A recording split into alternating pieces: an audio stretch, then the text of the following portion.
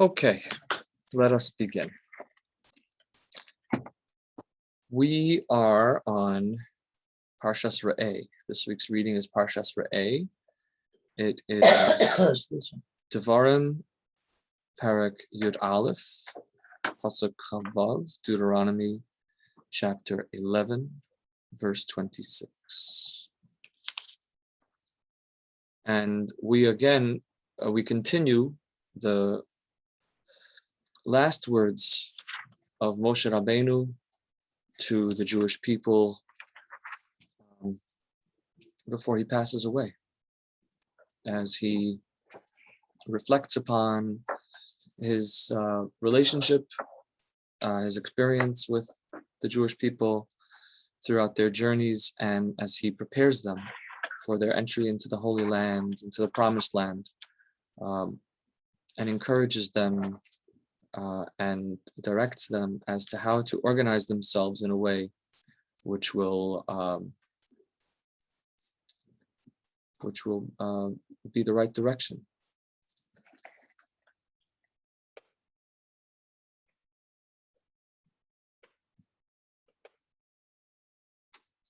So,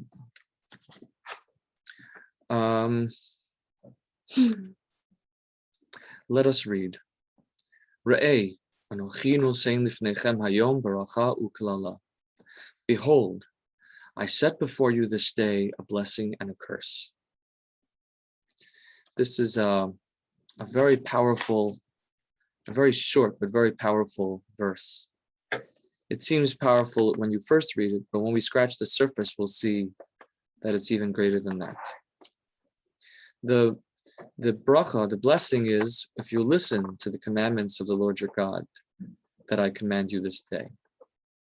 And the curse, if you do not listen to the commandments of the Lord your God, and you stray from the path that I command you this day. So, Re'eh, behold, Anochi, I, Nosein lifnechem hayom baracha u'klala, place before you this day blessing and curse. The word Anochi immediately brings to mind the opening word of the Ten Commandments. Anochi Hashem Elokecha, I am the Lord your God. And so it reminds us, and when we think about the Ten Commandments and Anochi, the first of the Ten Commandments, we are reminded of the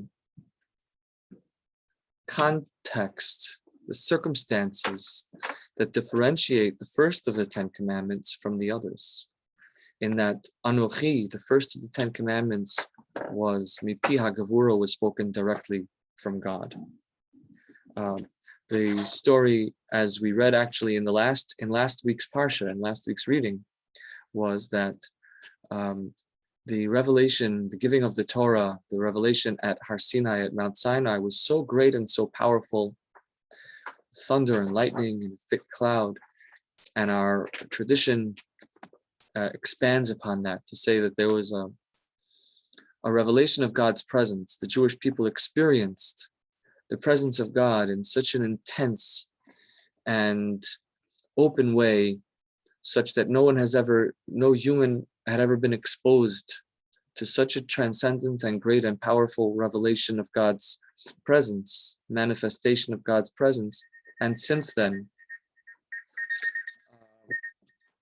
never again has that come up, has that been revealed. And so when we, and after that, so the first of the Ten Commandments, Anochi, with all of that mind-blowing revelation, left the Jewish people so overwhelmed, such that it's described in Midrash as it actually caused their souls to leave their bodies. And they died and were revived, is what the Midrash says. Which is, if we reflect on what that might mean, not necessarily historically or practically, but what that says about the nature of that revelation and our experience of it. It was the highest of the high, so great that we can't even imagine that if we would really know it, we wouldn't be able to be ourselves anymore.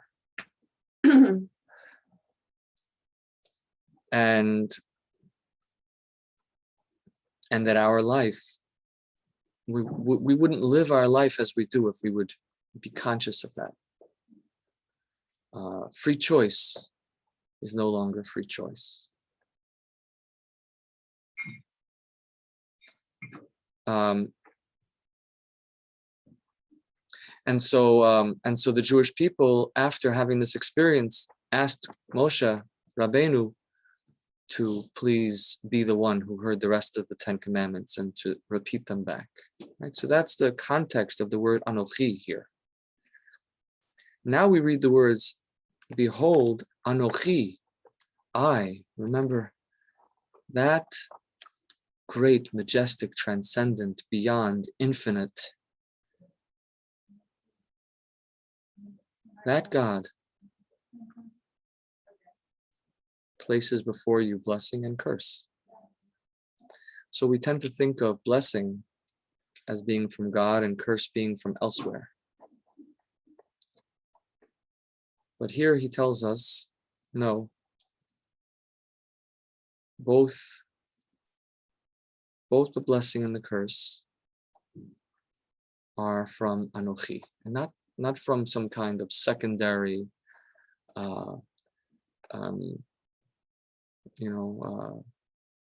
lower level. Mamish, the highest of the high, whatever you could imagine is the deepest of truths. Both the blessing and the curse have their source in that deepest of truths.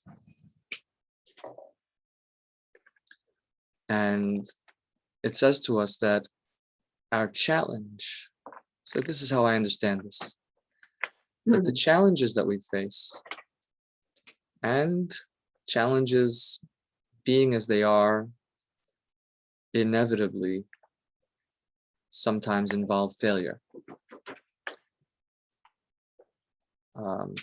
Right? Let's just think about that for a moment. Challenges inevitably involve failure, because if we are certain that we won't fail, then it's not a challenge. It's our nature. And if we are certain that we won't succeed, then again, it's not a challenge, it's just impossible. And then he won't even try. Only fools try. Right? You try to fly, a fool tries to fly. But challenge has to be, it has to be that it is 100% possible and actually very likely that you'll fail. And at the same time, it is 100% possible and also likely that you can succeed. And it isn't, so it can't be one or the other. It has to be one and the other. And this is the magic of Anochi, of that the challenge placed before us is Anochi, is mamish, really from Hashem. And often people feel that, when they look back at the fact that sometimes they've slipped into the klala, they've slipped into the curse, they've slipped away from what they know to be right, that somehow they're lost, and that there's no hope for them. So Moshe Rabbeinu comes to tell us, Anochi nosein lifnechem hayom bracha u'klala. It is Anochi. It is that same awesomeness that you experienced that same mind-blowing awesomeness that you experienced at Har Sinai, at Mount Sinai, that presents to you this very difficult challenge, and is there with you when you fail, and is there with you when you succeed. And we go back and forth between them.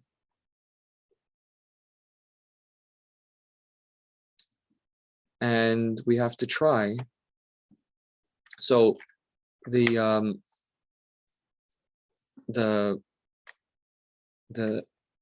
calling that I hear in these words is to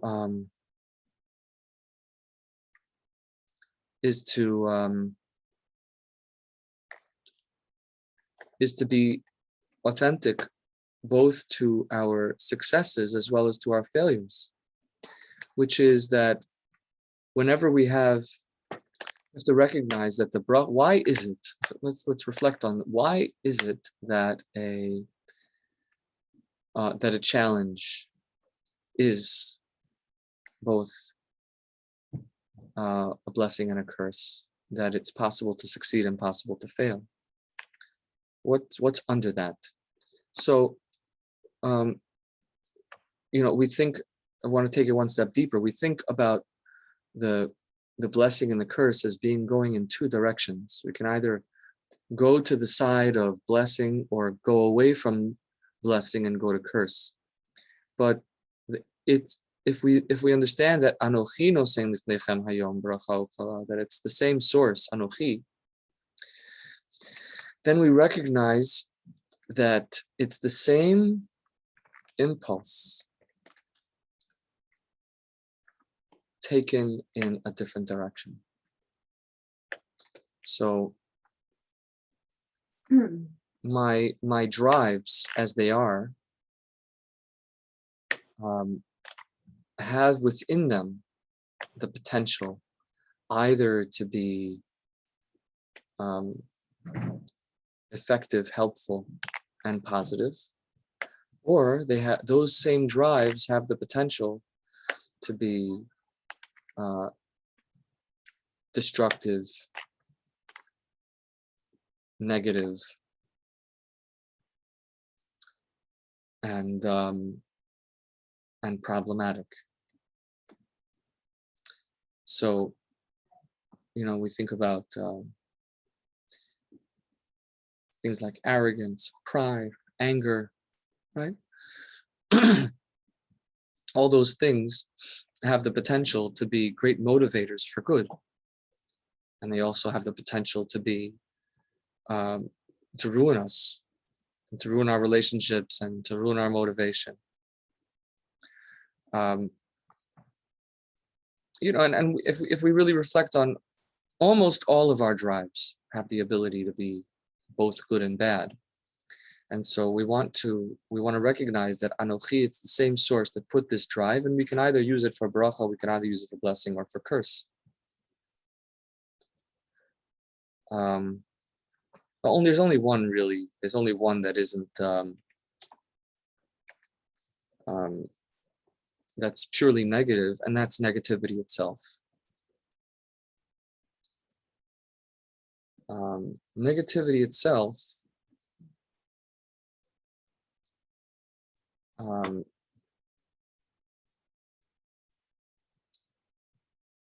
is I shouldn't even negativity. Sometimes we have to be able to criticize what's wrong, right? Okay. So I take from this verse a lot of hope and a lot of encouragement that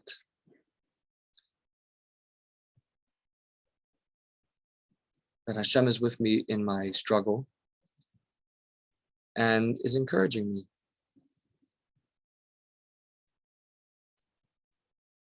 And that my struggle, the things that are difficult for me, are there for a reason.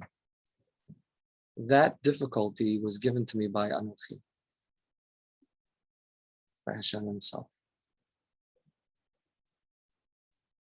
and I have the ability to overcome. And it's also quite natural for me to fail. So that's thought number 1 of the day.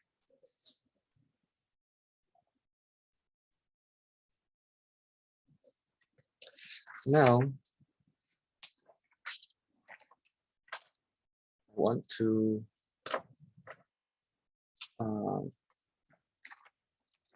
move ahead a little bit.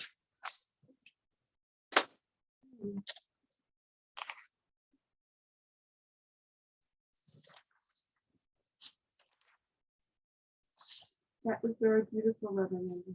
Thank you, Jane. Very, very, very personal. Sorry? It seemed like it was very personal. Yeah. In your heart. Thank you. Yeah, I think it's Very vulnerable. yeah. We have to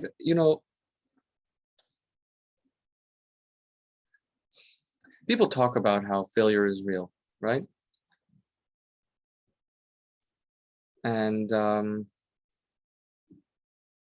it isn't theory, it's real. And and I think it's important to remember that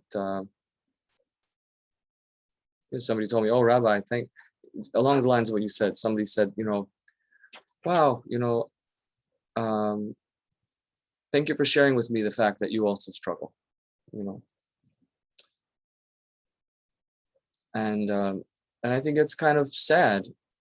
Like, I'm not to criticize, but like, just I think it's a sad commentary that people think there's this expectation that good. I'm not saying what I am or not, but like that people think that if somebody is successful, has achieved something in life, or is on some kind of spiritual level, which again, I'm not saying I am, but I guess that was his concept. Like, why was he surprised that I would share that? I guess he must think that I'm on some spiritual level or whatever. But people think like, oh, if you're, we'll put it this way, being spiritually advanced means that you're less likely to fail. And I just don't, I think that's a problematic perspective. I think that I don't want to get involved in talking, but I think that they don't expect to hear it from the rabbi. They expect for the rabbi to say this to their rabbi. Maybe, yeah. Than to be so open and so honest. I hear that. Yeah. They don't, because they don't expect to hear it from their rabbi. Yeah, fair enough. I guess that it's kind of a one-way street. We all realize that rabbis are not priests. They marry. Even priests aren't priests. Yeah. They have children. They have married. They have families. Yeah. They have the same issues as everybody else. Right.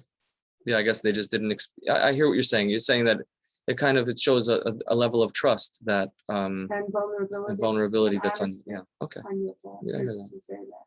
Yeah. I guess I hear. I thank you for that perspective. Yeah, thank you for the perspective, Jane. I appreciate it. And I think it's important to reinforce to people that struggle is real, and not only is it real, not only is it normal, not only is it part of the human condition, but it is the divinely ordained program. Like, this is what Anochi, what Hashem gives us. Especially the Jews. Wow. In Israel, in America, all over the world, especially the Jews. Right. So we want to stay with because this was given to the Jews. Yes, this is our teaching. Very Jewish issue.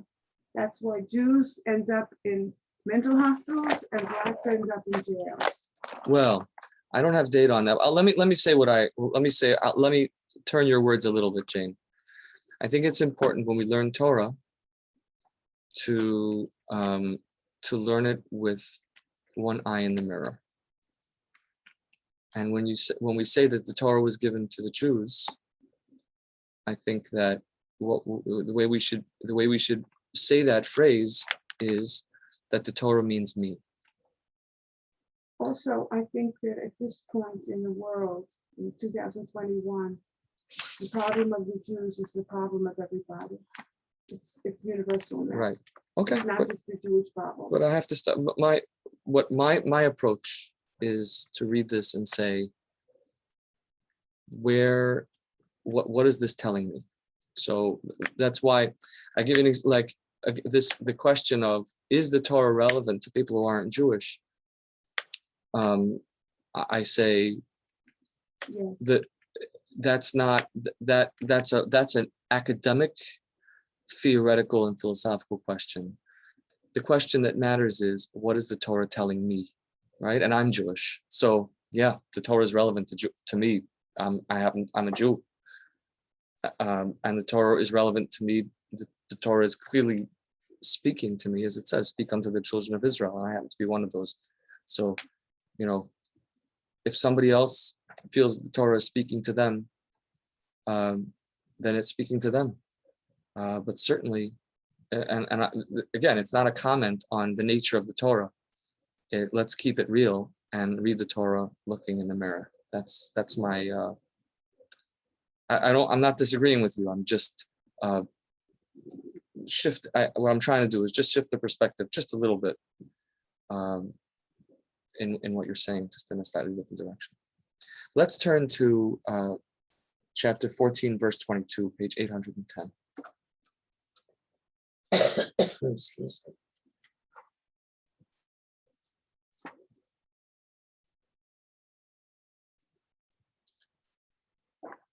Aser to aser, eis kol tevuasar echo hayutzei hasadeh shana shana. You shall surely tithe the produce of your seed that comes from your field each year. And you shall eat before the Lord your God. So this is the commandment to tithe. And while today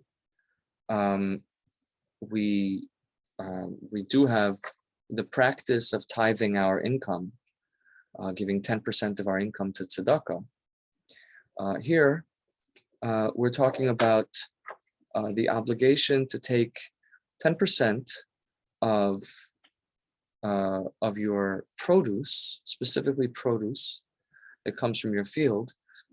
And in verse 23, and you shall eat it before the Lord your God in the place which he shall choose to cause his name to dwell there, referring to the city of Jerusalem. And you shall eat there the tithes of your grain, of your wine and your oil, and of the firstborns of your herd, your sheep, in order that you would learn to fear God all the days. So the practical mitzvah here is to take 10% of your grain and to bring it, to eat it in Jerusalem, with to make a pilgrimage to Jerusalem and to consume your grain, or to consume part of your grain in Jerusalem. Now, practically speaking, if a person lives, 2 weeks journey away from Jerusalem, and they would take their fruits, their organic fruits that they grew on their that come from their produce, 10% of their fruits, and try and plan a trip to Jerusalem, their fruit would likely spoil by the time they got to Jerusalem, and they wouldn't be able to consume it in Jerusalem. Verse 24, if the way is too long for you so that you're not able to carry it because the place is too far from you, that is, Jerusalem is too far away, then you shall turn it into money and bind the money up in your hand and go unto the place which God shall choose. So then what you do is you take the 10% of your produce and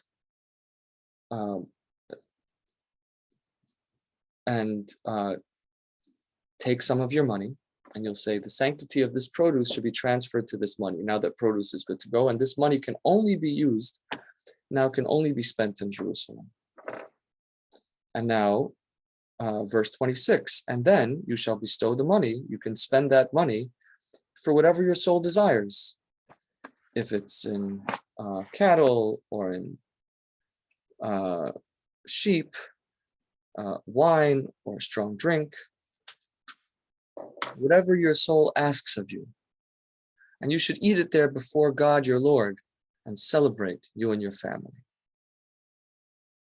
Okay? So that was the practice. Take 10% of your produce, transfer its value, transfer its sanctity to the money, bring the money to Jerusalem and consume it there. Spend the money in Jerusalem and eat and celebrate together with your family your relationship with Hashem. So let's read from Noam Elimelech, Rabbi Elimelech of Lizenska. He has a beautiful interpretation of these passages.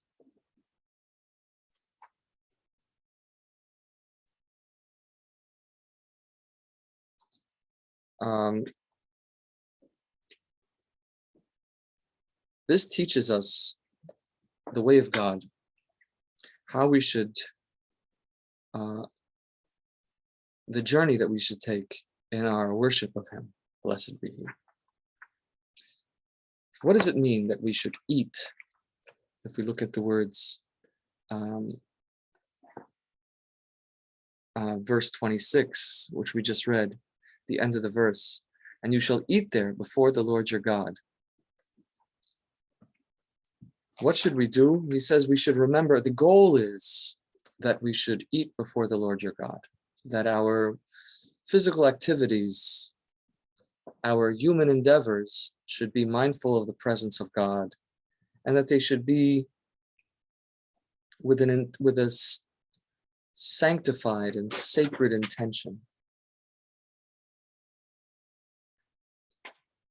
which both means that we eat and engage in our physical behaviors with a degree of refinement, being mindful of the presence of God, and also with intention that these human endeavors in which I engage are in order to make me a healthy Jew, and to be directed towards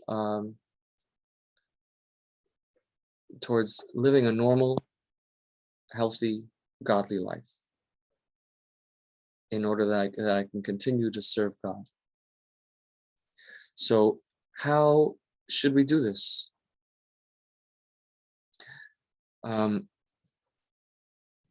We are talking about Ma'asar Degoncha, the tithes of our grain. So when we eat, we should consider the food that we're eating as though it were sacred tithes. Remember, the tithes in general, here we're talking about only one of the tithes, which are separated to be eaten in Jerusalem. But in general, all the tithes are sacred foods. They're given to the priests to be eaten as part of a ritual. And so think about the eating and in general human endeavors as something which I'm doing, which is worthy of being done in the Holy Temple, which is a divine sacred ritual in the presence of God and with great fervor and great feeling of connectedness to Hashem. In doing so, Lema'an tilmad li'ira as Hashem Elokecha, verse 23, at the end of the verse, so you may learn to fear the Lord your God always. Lema'an tilmad li'ira as Hashem Elokecha kol hayamim. That is to say, by having this intention, by having this approach to our human endeavors, we will retain, or we will train ourselves to be in general in awe of God always. Now, the Torah anticipates the problem with this approach. Verse 24 says the Noam Elimelech, if this way is far from you, is too great for you, If this way be too great for you, because you cannot bear it.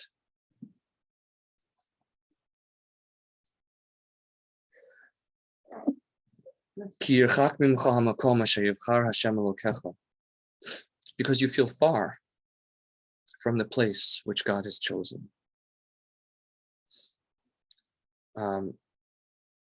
If you feel distant from God, then this approach will feel hard, will feel too great for you. If this is too hard, so then what should you do, says the Pasuk? If you feel far away from God, v'nasato bakosef. Put yourself into money. That is, engage in charity.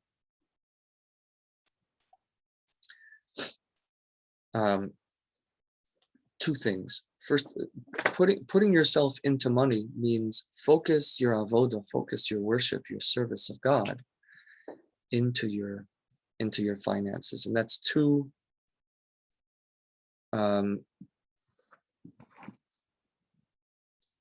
That is two.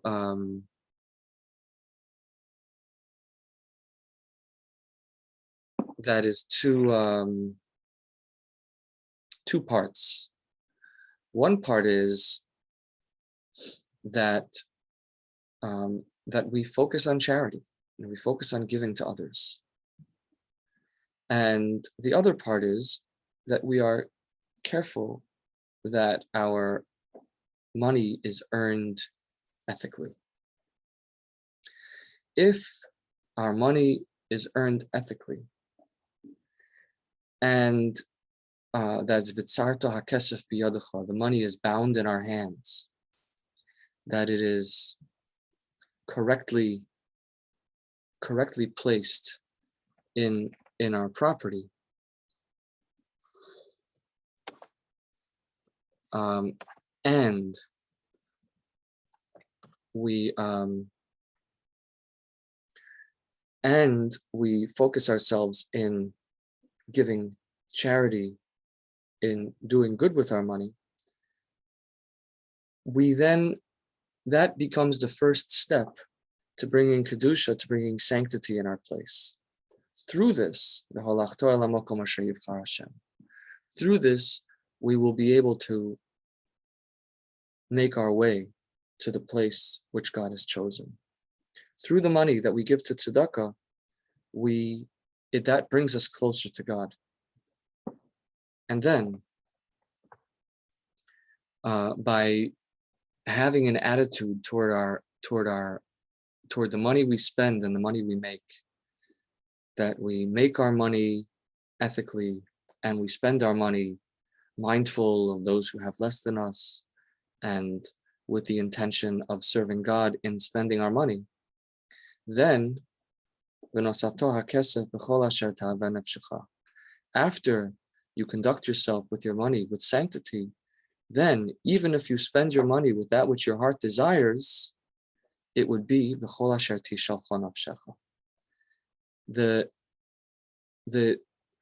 this changes our desires from being a taiva, from being a desire, to being a request.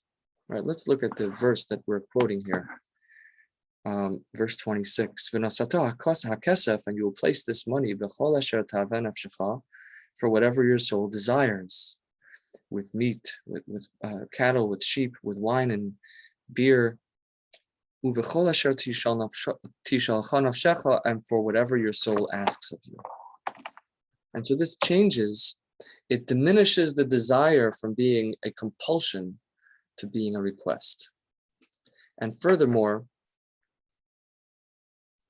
a request of something that is of your soul. So the goal is that rather than seeing this as a desire that is me, it is something that I want.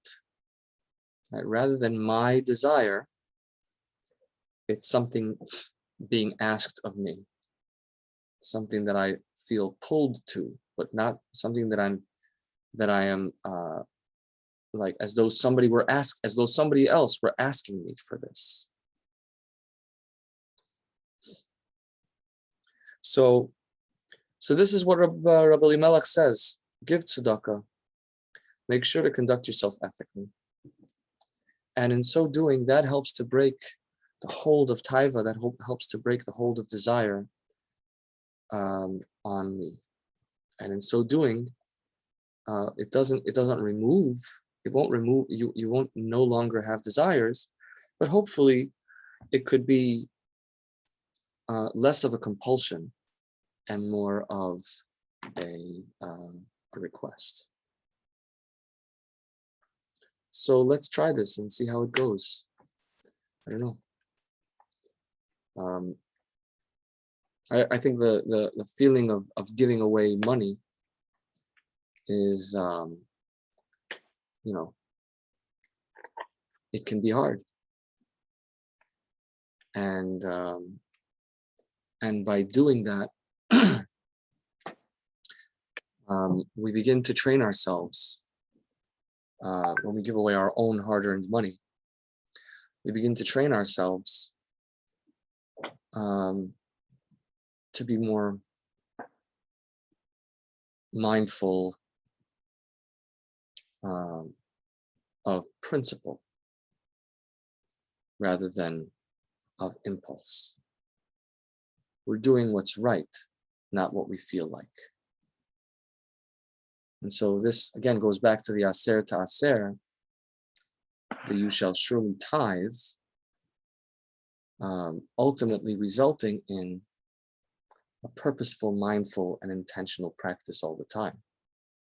But sometimes that starts with simple things like giving away our hard-earned money, and making sure that we don't, break the rules of ethics when we pursue making our money, so that at least we don't dirty ourselves. And then after that we can start to like, I think there's also like a powerful thing in, from time to time, doing things because it's the right thing to do. Just like, another example of this is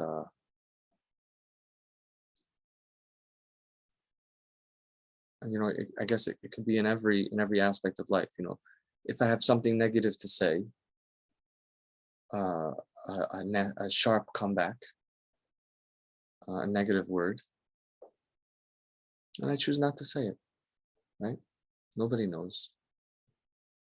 Nobody knows. But it's tzedakah. I chose to direct myself by positive intentions, rather than by impulse. Nobody knows, but sometimes if you don't answer back, if you do answer back, you're a witch. And if you don't answer back, you're stupid. Yeah. And you're an idiot. Yeah.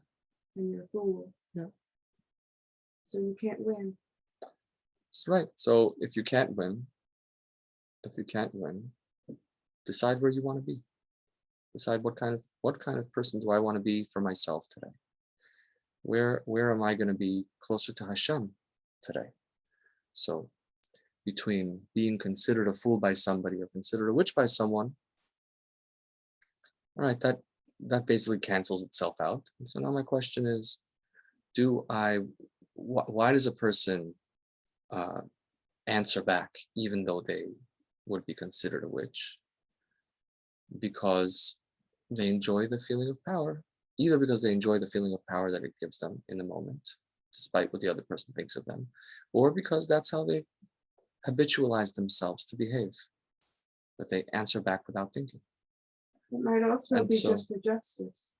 It might have nothing to do with the other person might conceive of it as a witch, but it might just be for completely different view where they see justice, where the other person sees corruption Yeah, so I would and likes question. corruption. Yes, I would question But you're whether the there's. contributor. Well, I would question whether any real justice is achieved in that case. I would question whether any real justice really. Let's go back into our own head, because that's really where we live. So, did we make a change in the other person? I don't think we necessarily made a change in the other person by answering back. And sometimes maybe, but again, if our intent, if it was intentional, maybe. There are other ways of achieving that same intention of justice, or of clarity, or of explaining. There are other ways of doing that. But I'm talking about where a person habitually knee-jerk responds, right? So knee-jerk responses, what's at the core of that, what's at the heart of that. It isn't God. It isn't God-oriented. However, when a person in that moment stops themselves, it's like giving tzedakah, talking about justice, right? Maybe the person deserves to hear an answer back, right? Well, a poor person deserves, I deserve my money. I worked for it, right? And so I deserve to say what I want to say to this person. Tzedakah, I give away my hard-earned money. Yeah, I also am about there. I let go something which I feel entitled to, which is that sharp answer. I let go. And I do something that maybe isn't fair, right? Fair is that if I earned it, I keep it. So, and fair is if somebody says something to me that I feel is untoward, I respond back, right? But tzedakah is that and again, it's not about if it's because I'm coward, right? So then, that's not God-centered, it's not God-oriented, that isn't tzedakah. I'm talking about somebody who has the ability to answer back, and they choose not to answer back because of their principles, because they decided that it's the right thing to do. And again, when nobody knows that I chose not to answer back. But if I did that with divine intention, if I did that towards the makom asher yivchar Hashem, if I'm tithing it for God, then that brings me closer to Hashem. That brings me closer to a divine awareness. And that then spreads into a more God-oriented consciousness in the rest of my life as well, where then in my eating and my drinking and in all of my other human activities, I begin to train myself to be more God-oriented. Right? Similarly, sometimes we can, there are people who diet because they don't have anything better to eat, right? They can't afford to eat poorly. They can't afford to eat, to eat too much, right? That's not a diet. A diet is somebody who has plenty to eat and chooses to eat in a healthy way. Now, the same thing goes for tzedakah, right? Giving away something which I feel I have the right to hold on to. Or again, to the example of not responding in a nasty way, when I know that I could, and I know that I have done. And remember, the struggle is real. The possibility to do this was given to me by God. But what does Hashem want of me is my question. What does Hashem want of me in this moment? So I try my best. And hopefully with time, it becomes not a habit, tave nafshecha. It becomes ishalcha nafshecha. It becomes not a habit, but not a compulsion, but something that I feel an urge for, right? Something that I feel pulled to, but it's not coming from within anymore. It's kind of, also like when we begin to work on ourselves in whatever thing we're struggling with in the moment, I think there's like two stages. There's one stage in which we aren't working on it at all. It's just we have a bad habit and we're engaging in the bad habit mindlessly. Then there's the point at which we begin to notice the bad habit, and it becomes and we're struggling with the bad habit. And then the third stage is where we learn to notice the early urge, the initial, like the very big, like the trigger for the bad habit. And in that trigger, we that's the Yishalcha Nafshecha. That's being asked to do something before it becomes an uncontrollable urge.